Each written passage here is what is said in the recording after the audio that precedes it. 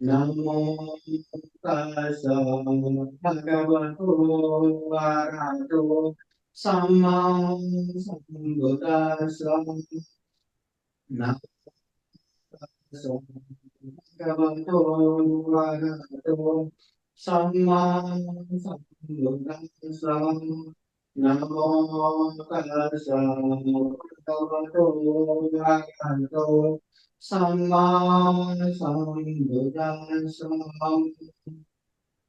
महाकारुण्य तथागत भगवान बुद्ध को त्रिवार वंदना।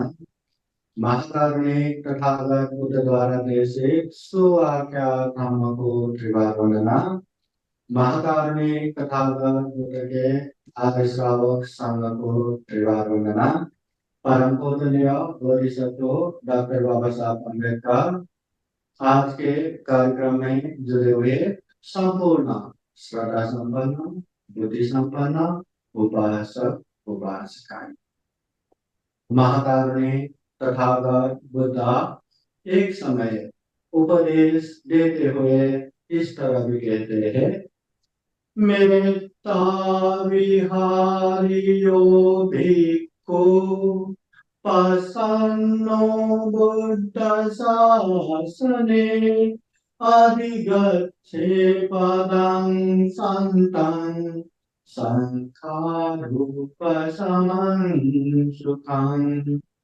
मेत्ता विहारियो भिक्षु तथागत बुद्ध कहते हैं, जो भिक्षु मैत्री भावना के साथ विहार करते हैं, चर्या करते हैं और बुद्ध शासन में प्रसन्न रहते हैं, ऐसे व्यक्ति शांत सुख प्राप्त करते हैं। सभी संस्कारों से मुक्त जो विमुक्ति सुख है, ऐसे सुख प्राप्त करते हैं।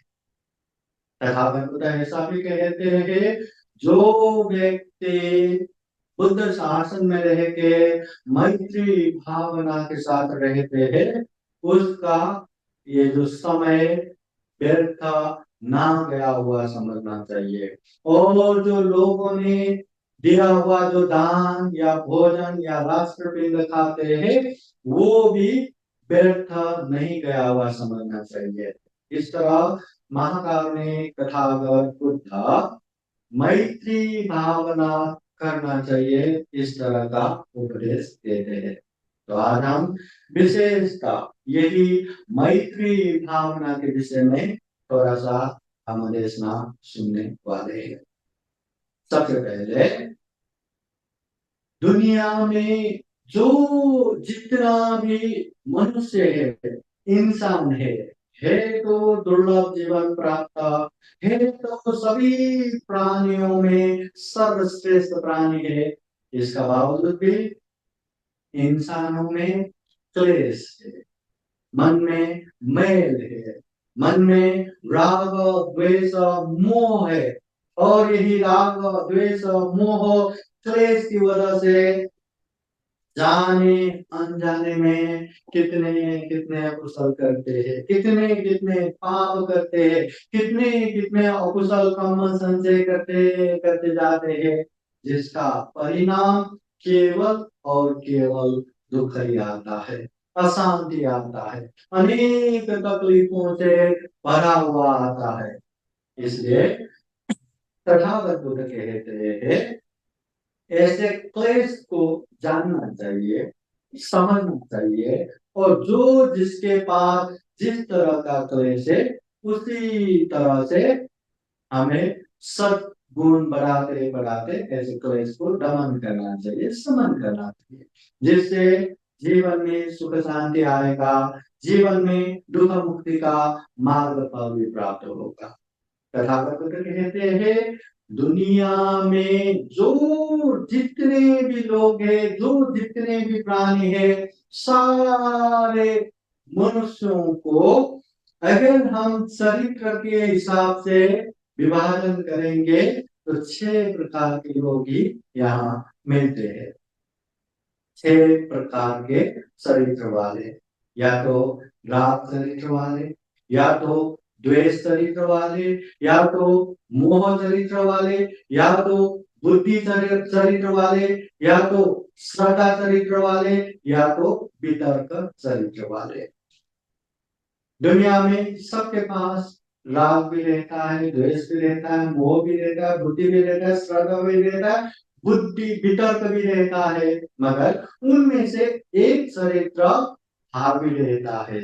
हम वो चरित्र के सबसे पहले हम कौन सा चरित्र के हैं वो पहचान में आए तो बराबर उसी तरह से हम वो भावना कर सकते हैं, वो समग्र ध्यान में आगे बढ़ सकते हैं। अभी जिसके पास राग है, हर चीज में लोभ लालच जगता ही रहता है, हर अच्छी चीज देखते ही अरे वाह कितना अच्छा है, वो मुझे चाहिए, वो मेरा चाहिए, ये ज्यादा ही अटैचमेंट, ज्यादा ही आसक्ति, ज्यादा ही लोभ लालच जिसके पास रहता है वो राग चरित्र।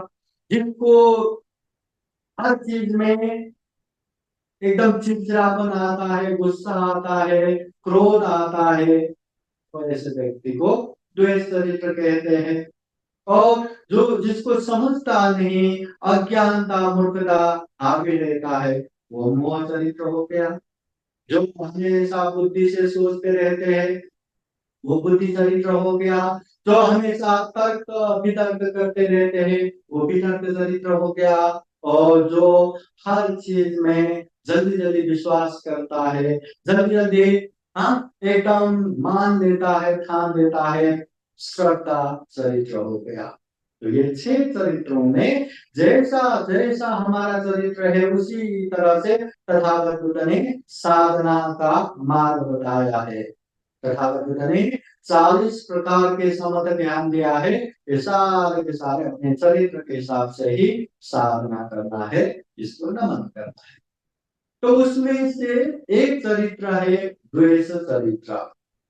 द्वेष चरित्र बोले तो हमेशा बात बात पे गुस्सा आना, बात बात पे नेगेटिव सोचना, नकारात्मक सोचना, और उसमें चिड़चिड़ा होके गुस्सा करके क्रोध जला के बैठना। इसलिए जहां जहां ये द्वेष उत्पन्न होता है वहां वहां अकुशली होता है, पापी होता है। इसलिए जहां द्वेष है वहां अकुशल है, पाप है। जहां द्वेष है वहां अनेक तरह का दुख तकलीफों का सिलसिला है। इसलिए ऐसे लोग ऐसे मतलब जीवन में जो दुख तकलीफों का कारण, अकुशल पाप के कारण, ये द्वेष को अगर हमें दमन करना है, समन करना है, जड़ से निर्मूल करना है, तो तथागत बुद्ध कहते हैं हमें मैत्री भावना करना चाहिए। द्वेष को हटाने के लिए मैत्री भावना ही एकमात्र उपाय है। हाँ? लोगों के प्रति सकारात्मक सोचना, लोगों की अच्छी अच्छी बातों को याद करना, मन से प्रसन्न प्रफुल्लित होकर महाकारुणिक तथागत बुद्ध कहते हैं ये द्वेष चरित्र जहां जहां है वहां वहां दुख है, अशांति है, अकुशल है, पाप है। और ऐसे द्वेष चित्त को दमन करने के लिए, समन करने के लिए ही मैत्री भावना करना चाहिए। दुनिया में जितने भी प्राणी है सभी को हमेशा सुखी हो, कल्याण हो, मंगल हो, ऐसी कामना करते हुए ये मैत्री भावना करते हैं। सुखिनो वा क्षेमिनो वन्तु सब्बे सता भवन्तु सुखिता। जितने भी प्राणी है चाहे नजदीक के हो, दूर के हो, छोटे हो, मध्यम हो, बड़े हो, दृश्य हो, अदृश्य हो, 2 पैर का हो, 4 पैर का हो, असंख्य पैर का हो, जितने भी प्राणी है सबको मंगल हो, सबको कल्याण हो, सबको शारीरिक दुखों से मुक्त मिले, सबको मानसिक दुखों से मुक्ति मिले, इस तरह से सबको समान रूप से मैत्री भावना करना। और तथागत बुद्ध इस तरह से मैत्री भावना में सिखाते हैं अहम अवेदो होमी, अव्यापजो होमी, अनिको होमी, सुखियातानम परिहरामी। जिस तरह मैत्री भावना करते समय, लोगों को मंगल हो, सुखी हो, कल्याण हो, ऐसी कामना करते समय सबसे पहले ये देखना जरूरी है कि मैं सुखी हूं क्या, मैं शांत हूं क्या, मैं अच्छा हूं क्या।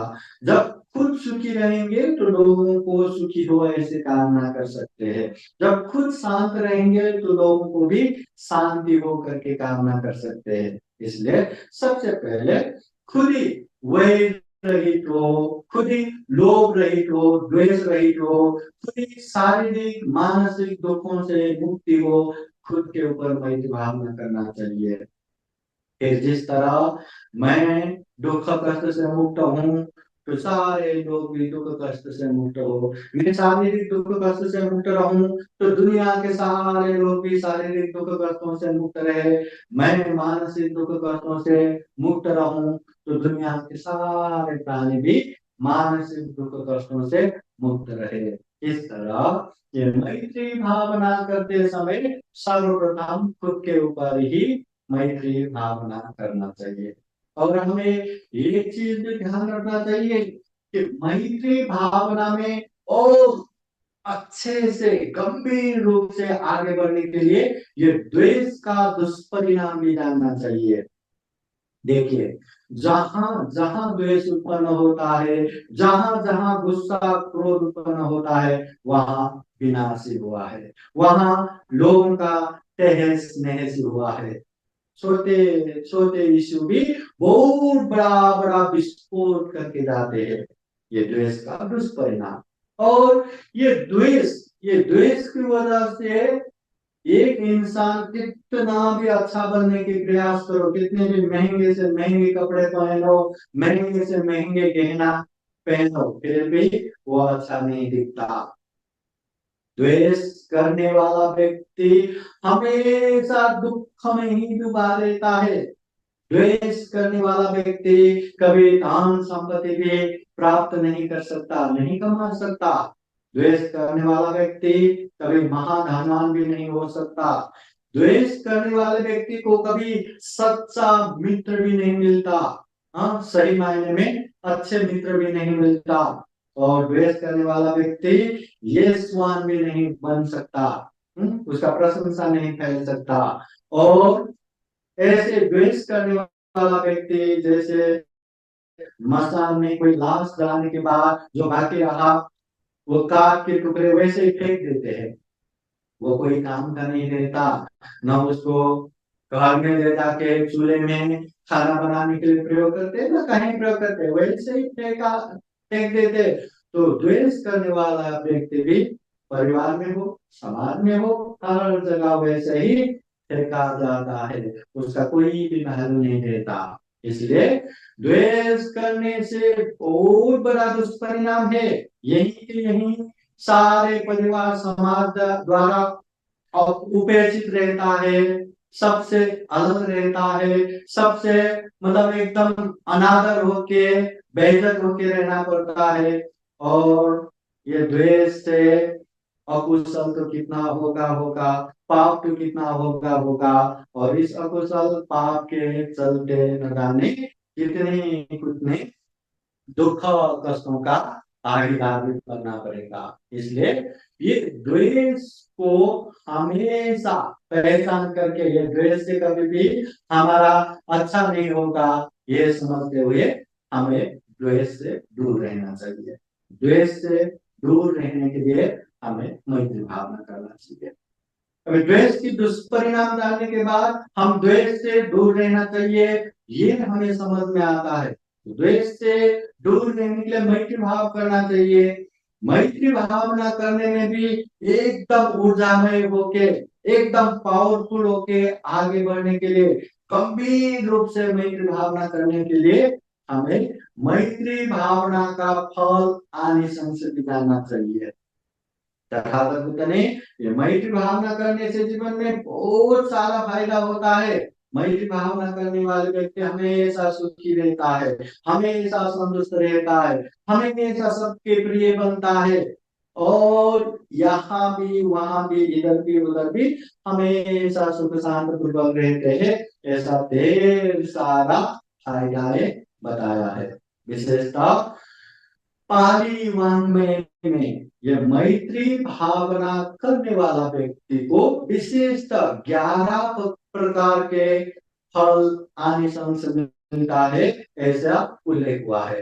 11 प्रकार के फायदा है। मैत्री भावना गंभीर रूप से अच्छे से करने के लिए ये फायदा जानना भी बहुत जरूरी है। तो ये 11 प्रकार का फायदा है। क्या क्या है? नंबर 1, सुखम सुपति। जो मैत्री करने वाला है वो सुखपूर्वक सोते हैं। सोने के लिए तकलीफ नहीं होता, बेचैनी नहीं होता, आराम से सोते हैं। ये पहला फायदा। दूसरा, सुखम प्रतिबुद्धति। जो मैत्री भावना करने वाला व्यक्ति उठते समय भी आराम से उठते हैं, एकदम घबरा के, एकदम बेचैनी होके, हाँ, ऐसा नहीं उठते। जिस तरह आराम से सोते हैं उसी तरह आराम से उठते हैं। तीसरा, न पापकं सुपिनं पश्यति। मैत्री भावना करने वाला एकदम दुष्स्वप्न, डरावना सपना नहीं देखते, या कभी देख भी लिया तो नहीं घबराते। इसलिए हाँ, हम कहते भी है, जिस जिसको डरावना सपना दिखता है, जिस जिसको इस तरह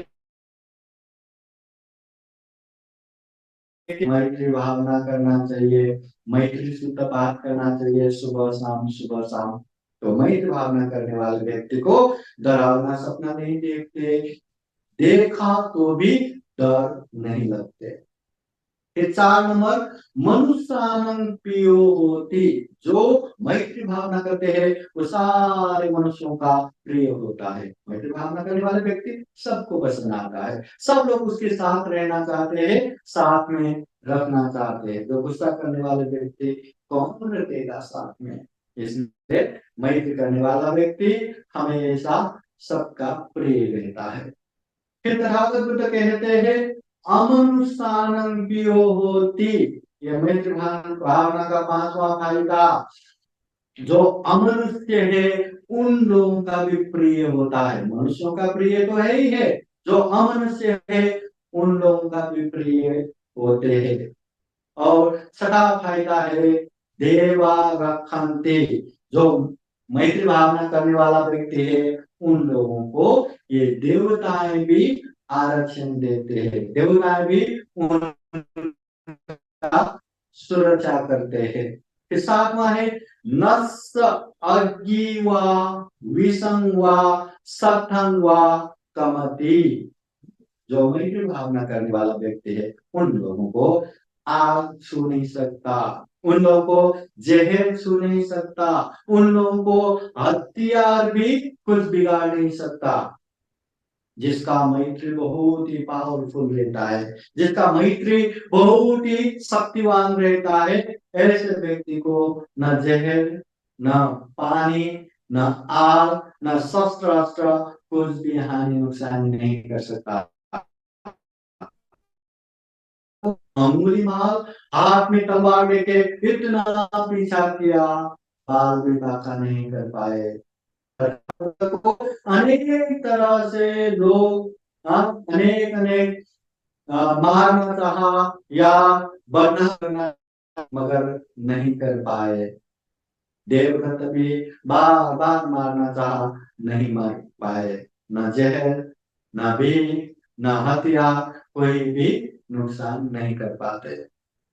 फिर 8वां है, तुवतं चित्तं समाधियति। अगर मैत्री भावना करने वाला व्यक्ति ध्यान, मैत्री भावना करते हैं तो मैत्री में भी जल्दी जल्दी, मतलब समाधि में भी जल्दी जल्दी उसको प्राप्त होता है, बहुत जल्दी उसका चित्त समाधिस्थ होता है। फिर 9 फलाने से मुखवर्णो विपसीदति। ये जो चेहरे का रूप वर्ण बहुत ही खूबसूरत रहता है, बहुत ही अच्छा रहता है।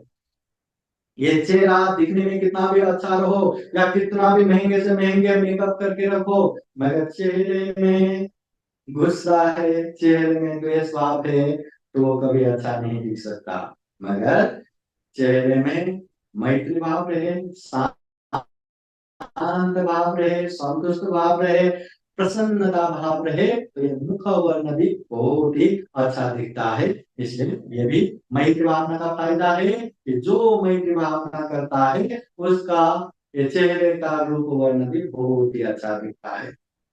फिर 10वां मैत्री भावना का फलानी संशय है, असंमूलो कालम करोति। मैत्री भावना करने वाले व्यक्ति मरण शैया में या मरण के समय में बेहोश नहीं होते, प्रमाद नहीं होते, मतलब घबरा के, डर के, चिल्ला चिल्ला के मरा, ऐसा नहीं होते। आराम से होश पूर्वक सड़क सचेत होके मैं मर रहा हूँ, ये ध्यान में रखते रखते अप्रमादी होके वो प्राण त्याग करेगा। मतलब प्रमादी होके, बेहोश होके, चिल्ला चिल्ला के, घबरा के मरा, ऐसा नहीं होता। फिर मैत्री भावना का 11वां फायदा है, उत्तरी अपति विचतो ब्रह्म लोकोपगो होती। जो मैत्री भावना करने वाला व्यक्ति है, अगर वो व्यक्ति मार्ग फल प्राप्त करते हुए दुख मुक्त अनंत नहीं हो पाए, तो भी ब्रह्म लोक तक प्राप्त कर सकते हैं या ब्रह्म लोक में पहुंचते हैं। देखो, इतना सारा मैत्री भावना का फायदा है। मैत्री भावना करने से ये वर्तमान जीवन भी सुखमय होता है और भविष्य जीवन भी सुखमय होता है, अभी भी बाद में भी सुख शांतमय होता है। द्वेष भावना करने से हमेशा दुख अशांति, और मैत्री भावना करने से हमेशा सुख शांति। तो हमें कौन से रास्ते पे जाना चाहिए? जीवन में सुख शांति तो चाहिए ही, सबको चाहिए। जो जैसा भी काम करे, सबका उद्देश्य सुख शांति प्राप्त करना ही है। इसलिए सुख शांति चाहिए, तो निश्चित रूप से हमें द्वेष, क्रोध, गुस्से से दूर रहना है और ये मैत्री भावना करते करते जाना है। अब ये मैत्री भावना महाकारुणिक तथागत बुद्ध ने चार मतलब मैत्री के चार गुण धर्म बताए हैं। मैत्री, करुणा, मुदिता, उपेक्षा। ये चार विशेष गुण धर्म में ये पहला ही ये मैत्री भावना आता है। मतलब हमें मैत्री भावना भी रखना चाहिए, करुणा भावना भी रखना चाहिए, लोगों के अच्छाई में प्रसन्न होकर मुदिता भाव भी रखना चाहिए। लोगों ने या अपनों ने भी हमें अच्छा नहीं सिला दिया या अच्छा नहीं किया, तो भी तटस्थ होके उपेक्षा भाव करना चाहिए। श्राप दे के या उसको ऐसा हो वैसा हो करके नहीं बैठना चाहिए। हाँ, तो ये चार गुणधामों में मैत्री भावना प्रमुख हो गया। तो हर किसी को मंगल हो, कल्याण हो, ऐसा मैत्री भावना करना चाहिए। जैसे एक आंख वाले व्यक्ति अपने एक आंख को बहुत ही संभालता है। अगर वो एक आंख पे गया तो दुनिया अंधेरा हो जाएगा, कुछ कुछ भी देख नहीं पाएंगे। इसलिए वो एक आंख को बहुत ही संभालता है। उसी तरह सारे लोगों के प्रति मैत्री भावना करना चाहिए। जिस तरह एक ही औलाद होने वाले माता पिता अपने इकलौते औलाद को बहुत ही संभालता है, बहुत ही मैत्री भावना करता है, उसी तरह दुनिया के सारे लोगों को भी मैत्री भावना करना चाहिए। तो मैत्री भावना कहीं एक जगह बैठ के या कहीं पे शांत रह के खुद प्रसन्न होके दुनिया के सारे लोगों को सुखी हो, मंगल हो, कल्याण हो, ऐसी कामना करना। तो ये मैत्री भावना, जितना जितना मैत्री भावना हम अभ्यास करेंगे, जितना जितना मैत्री भावना पावरफुल होंगे, उतना उतना हम में सकारात्मक सोच बढ़ता जाएगा। हर चीज में अच्छा ही देखने की ताकत बढ़ता जाएगा, नेगेटिव नहीं देखेंगे। और द्वेष, ये गुस्सा, ये क्रोध भी धीरे धीरे दमन होता जाएगा, शांत होता जाएगा, निर्मूल होता जाएगा। मैत्री भावना करते समय कहीं एक जगह पे बैठ के मैत्री भावना करते हैं तो हमें ये भी ख्याल रखना है, पहले अप्रिय व्यक्ति के प्रति मैत्री भावना नहीं रखना। अप्रिय व्यक्ति बोले तो जो हमें पसंद नहीं, उसको याद करते ही हमें गुस्सा आना शुरू हो जाएगा, हम मैत्री कर पाएंगे। इसलिए ऐसे व्यक्ति के प्रति मैत्री भावना नहीं करना। फिर दूसरा, अति प्रिय व्यक्ति के प्रति भी मैत्री भावना नहीं रखना। अति प्रिय को याद करते ही मन में राग उत्पन्न हो जाएगा, वासना उत्पन्न हो जाएगा। इसलिए अति प्रिय व्यक्ति के प्रति भी मैत्री भावना नहीं रखना। फिर मध्यस्थ व्यक्ति के प्रति भी शुरू में मैत्री भावना नहीं रखना, क्योंकि मध्यस्थ जो हम जानते नहीं पहचानते नहीं, उन लोगों को सुखी हो मंगल हो बोलना उतना प्रभावकारी नहीं रहता। और चौथा, वैरी व्यक्ति या शत्रु के प्रति भी शुरू में मैत्री भावना नहीं रखना, क्योंकि हमारा मैत्री भावना इतना पावरफुल नहीं है, और शत्रु को मैत्री भावना करने लगे तो शत्रु ने तो हमें ऐसा किया वैसा किया गलत किया, ये याद करते करते फिर से द्वेष उत्पन्न हो जाता है। इसलिए याद रखना, मैत्री भावना करते समय शुरू में न अप्रिय व्यक्ति, न अति प्रिय व्यक्ति, न मध्यस्थ व्यक्ति, न वैरी व्यक्ति के प्रति मैत्री भावना करना चाहिए। तो मैत्री भावना अभी कैसे करना चाहिए, ये मैत्री भावना कैसे प्रारंभ करना चाहिए, तो कहीं अपने आप को देखिए, मैं शांत हूँ, मैं से हाँ शांत हूँ, अभी मैं मैत्री भावना कर सकता हूँ। तो एक जगह बैठ के सबसे पहले मैत्री भावना कहाँ किस पे करना है, याद रखना, पहले खुद पे मैत्री भावना करनी है। मैं सुखी रहूं, मैं दुख मुक्त हूँ, मैं रोग मुक्त हूँ, मैं शारीरिक मानसिक बेचैनी से मुक्त रहूं, पहले खुद के ऊपर मैत्री भावना करना चाहिए। फिर उसके बाद सम्माननीय व्यक्ति, चाहे माता पिता हो, चाहे आचार्य गुरु हो, उन लोगों के प्रति मैत्री भावना करना है। जिस तरह मैं सुखी रहूं, मेरे माता पिता सुखी रहे, मेरे आचार्य गुरु सुखी रहे, हाँ, इस तरह मैत्री भावना करते समय सबसे पहले खुद के प्रति मैत्री भावना करना है। उसके बाद जो रेस्पेक्टेड सम्माननीय व्यक्ति है, अपने माता पिता आचार्य गुरु, उन लोगों के प्रति मैत्री भावना करना है। उसके बाद मध्यस्थ व्यक्ति, जिसके प्रति प्रेम भी नहीं क्रोध भी नहीं, ऐसे व्यक्ति के प्रति मैत्री भावना करना है। उसके बाद प्रिय व्यक्ति के प्रति मैत्री भावना करना है। उसके बाद अति प्रिय व्यक्ति के प्रति मैत्री भावना करना है। इस तरह सिलसिलाबद्ध रूप से मैत्री भावना करते करते जाना है। मैत्री भावना करते समय ये अपने मन में बहुत द्वेष आ गया, बहुत ही गुस्सा चिड़चिड़ा आ रहा है और हम उसको शांति नहीं कर पा रहे, मैत्री भावना करते समय भी बार बार द्वेष बढ़ रहा है, अशांति बढ़ रहा है, तब मैत्री चित्त प्रयोग करने के लिए तथागत बुद्ध ने और भी ढेर सारा उपाय बताया है। जैसे यहाँ संक्षिप्त में कुछ उपाय, जैसे कभी हमें ज्यादा ही गुस्सा आया, तो फिर उन लोगों का कौन सा क्या अच्छा है, वो अच्छे चीज को याद करके मैत्री भावना करना है। जैसे शारीरिक काम करते हैं, वाचिक काम करते हैं, मन से काम करते हैं, जो शरीर से अच्छा करते हैं या वाणी से अच्छा करते हैं या मन से अच्छा करते हैं, जो अच्छा है उसको याद करके मैत्री भावना करना, जो गलत है बुरा है अकुशल है उसमें उपेक्षा भाव रखना। और किसी का तीनों के तीनों अच्छा नहीं है, शरीर से भी अच्छा नहीं करते, वाणी से भी अच्छा नहीं बोलते, मन से भी अच्छा नहीं बोलते, तो ऐसे लोगों के प्रति भी बेचारे दया का पात्र है, उनका भी मंगल हो कल्याण हो करके मैत्री भावना करना जरूरी है। मैत्री भावना करते समय हमेशा याद रखना, बहुत सारी चीजें, उनमें से सारांश कुछ बातें, जैसे जो जो व्यक्ति द्वेष करता है वो लोग दुर्गति में पतन होते हैं, और जो जो मैत्री चित्त करते हैं वो लोग सुगति में उत्पन्न होते हैं। इस यथार्थता को जान के हमें मैत्री भावना में जोड़ देना चाहिए। दूसरा, उस समय भी द्वेष चित्त कम नहीं हुआ, मैत्री चित्त बढ़ नहीं पाया। तो ऐसे समय में भी यहाँ क्रोध के दुष्परिणाम को जानना है और दूसरों के द्वेषी शत्रु को जानना है।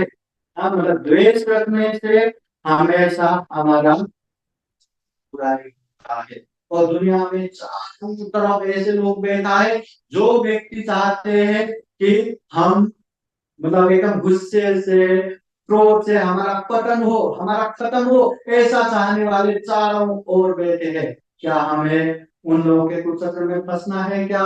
उन लोगों के हिसाब से चलना है क्या? और द्वेष के दुष्परिणाम को भुगतना है क्या? ये जान के मैत्री भावना में जोर देना चाहिए। और यहाँ से भी नहीं हुआ तो तीसरा उपाय है, तथागत बुद्ध कहते हैं सब्बे सत्ता कम सका। यहाँ सभी कम ही अपना है।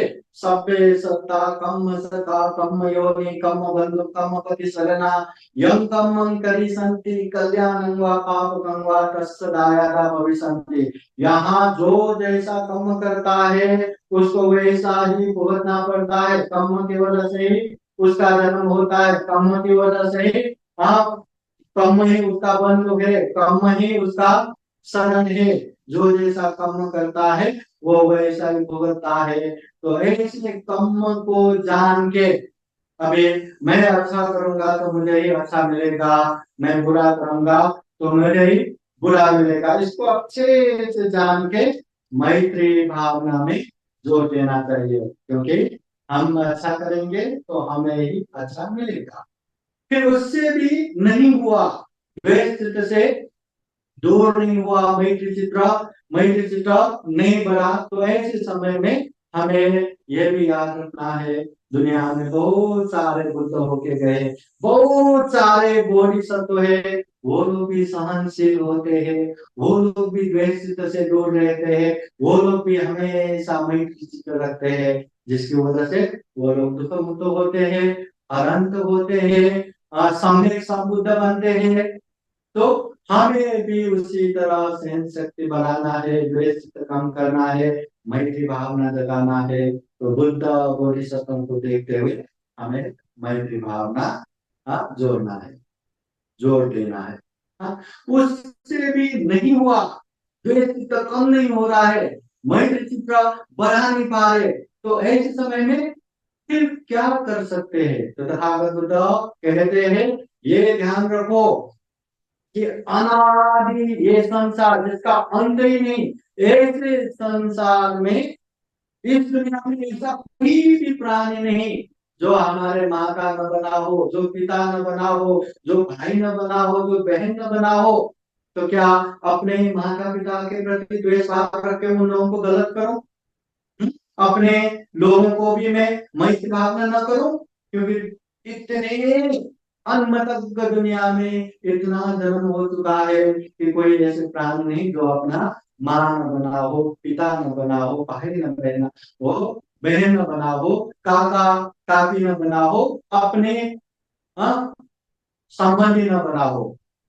तो क्या उन लोगों के प्रति मैं द्वेष भाव रख के बैठूं? क्या उन लोगों को मैं मैत्री भावना रखूं? ऐसा समझ के भी हमें मैत्री भावना में जोर देना चाहिए। तथागत बुद्ध वहां से भी ऊपर उठ के तब भी द्वेष भाव कम नहीं हुआ, मैत्री भाव पावरफुल नहीं हुआ, तो तथागत बुद्ध कहते हैं ऐसे समय में ये ध्यान रखो कि गुस्सा आया, द्वेष तो उत्पन्न हुआ, कहाँ उत्पन्न हुआ? इस शरीर के कौन से अंग में उत्पन्न हुआ? हाथ के ऊपर, पैर के ऊपर, चेहरे के ऊपर, आंखों के ऊपर।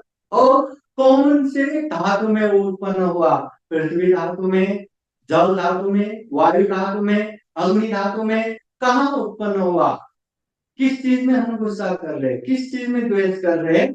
इसको याद करते हुए भी हमें मैत्री भावना करना चाहिए।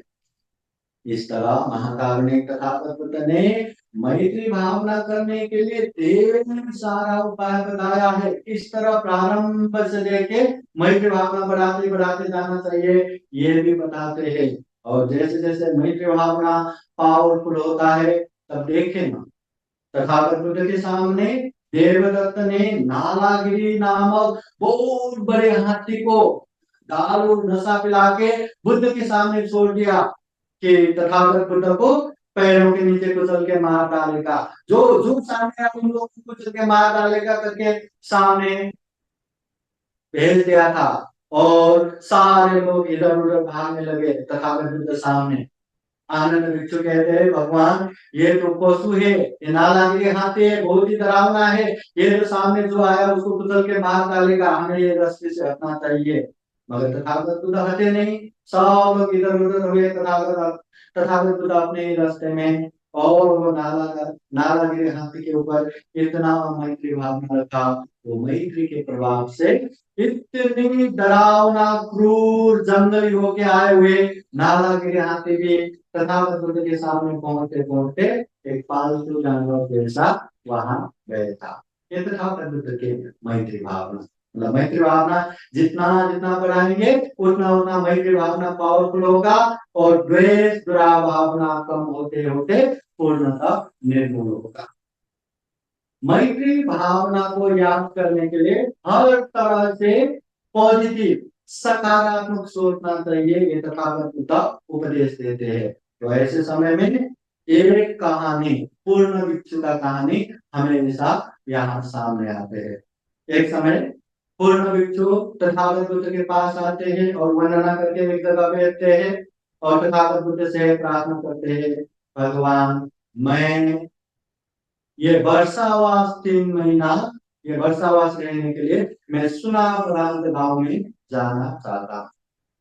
उस समय तथागत बुद्ध वो पूर्ण भिक्षु को कहते हैं, हे भिक्षु तुम जहाँ जाना चाहते हो वो जगह बता दी है क्या? वो जगह ऐसे लोगों से भर पड़ा है जो वहां के लोग अच्छे नहीं है। हाँ, वो भिक्षु करके इतना सम्मान भी नहीं दे पाए, और हो सकता है तुम्हें गाली गलौज भी दे, तब क्या करोगे? तो पूर्ण भिक्षु कहते हैं, भगवान मैं ऐसे समय में भी सोचता हूँ वो लोग बहुत ही भले है, बहुत ही अच्छे है, केवल हाँ मुझे गाली गलौज ही देने के लिए आए, जबकि हाथ भी उठा सकते थे, हाथ तो नहीं उठाया। वो लोग अच्छे हैं, कल्याण हो मंगल हो, मैं ऐसे सोचता हूँ।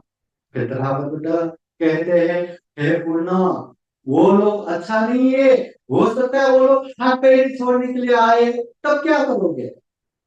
तब पूर्ण भिक्षु कहते हैं, भगवान मैं तब भी सोचूंगा कि वो लोग बहुत ही अच्छे हैं। हाँ, वो लोग जबकि हाथ हथियार से मुझे मार सकते थे, फिर भी हाँ ये हाथ पैर से ही मार रहे, बहुत अच्छे हैं, मंगल हो कल्याण हो, ऐसा सोचेगा।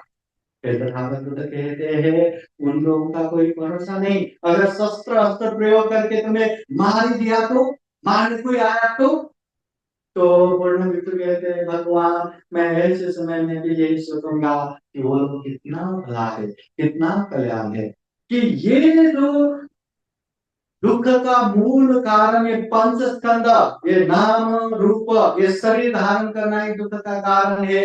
और दुख ये शरीर से मुक्ति प्राप्त करने के लिए न जाने कितने कितने ताकत ढूंढ के, मारने वाला ढूंढ के बैठते हैं, मुझे आराम से बिना ढूंढे ये शरीर से मुक्ति दिलाने के लिए ये लोग आए, कितने भले हैं, कितने अच्छे हैं, उन लोगों का मन में कल्याण हो, मैं ऐसा सोचता हूं। तो भागवत बुद्ध पूर्ण भिक्षु की मैत्री जान के कहते हैं, साधु साधु साधु, है पूर्ण भिक्षु तुम में सही मायने में मैत्री भावना है, तुम वहां जा सकते हो, तुम वहां बरसात रह सकते हो।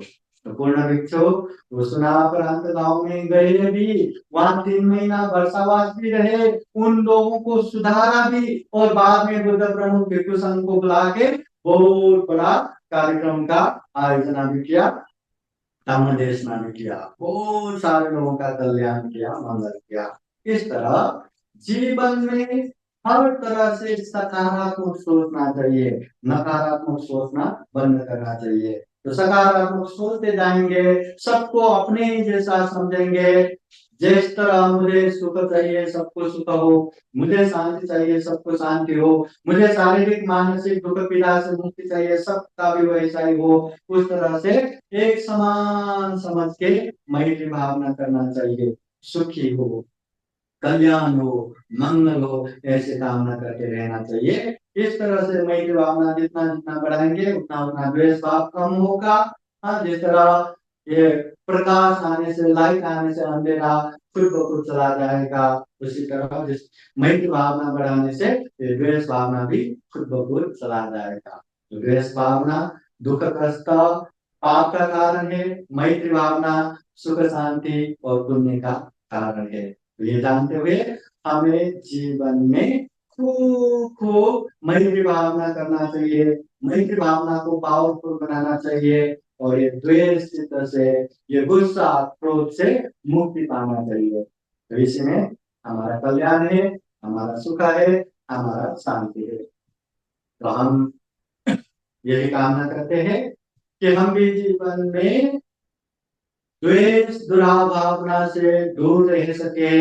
ये द्वेष से हमें क्या क्या दुष्परिणाम आता है, क्या क्या दुख अशांति आता है, कितना अकुशल पाप होता है, इसको समझे, महसूस करे। और द्वेष से मुक्ति पाने के लिए मैत्री भावना क्यों करना चाहिए, मैत्री भावना कैसे करना चाहिए, मैत्री भावना करने से कैसे कैसे फल आनी से प्राप्त होता है, इसको अच्छे से जानते हुए हम जीवन में मैत्री भावना कर सके, मैत्री भावना बढ़ा सके, द्वेष क्रोध गुस्सा को दमन कर सके, समन कर सके, और ढेर सारा पुण्य नाम करते करते पाप से अलग होते होते ये दुर्लभ, ये अमूल्य, ये सर्वश्रेष्ठ मनुष्य जीवन को सफल बना सके, सार्थक बना सके। अंत में जन्म जरा व्याधि मरण से मुक्त निर्वाण प्राप्त कर सके, ऐसी कामना करते हुए ये आज का वेदांत देशना